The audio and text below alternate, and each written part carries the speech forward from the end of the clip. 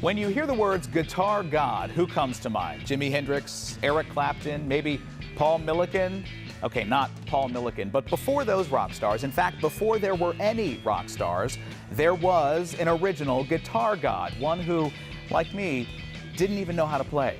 Back in the days of swing, a guitar player played a big archtop acoustic guitar. He sat in the back of an orchestra, and he really couldn't be heard over all the strings and all the horns. And a guy like Leo Fender comes along, not a musician himself, but just an engineering, radio and TV repair guy, and sees this need to bring a guitar to the front.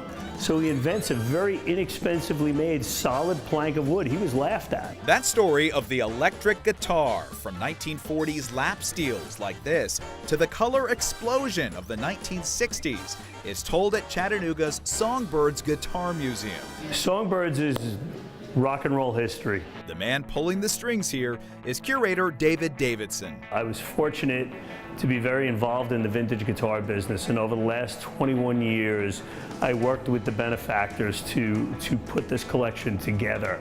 We specialize really in the 50s through the 70s, but we have lots of instruments here that go back to the 20s, and we have instruments that are more modern as well. We just really wanted to collect one type of guitar, and then it branched out to the next, and the next, and then we said, well, we got to fill this hole and we got to fill that hole. The result is a collection of more than 2,000 Fenders, Gibsons, Hofners, and more, only a fraction of which are displayed at any given time. Guitars like these two over here are known as some of the holy grail guitars of Gibson. The rarest are stored here. Keeps our babies safe. In the temperature and humidity controlled vault.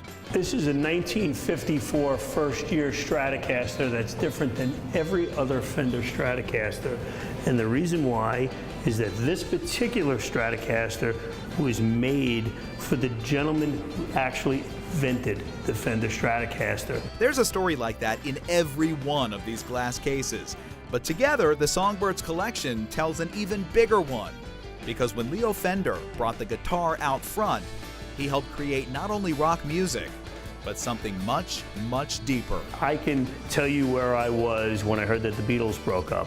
I can tell you what song I heard when I got my first kiss. Yeah. Okay, music is important. People come in here and they're looking for a memory, and we're good at that. In Chattanooga, we're good at helping them find that memory. Paul Millican, Good Day Atlanta.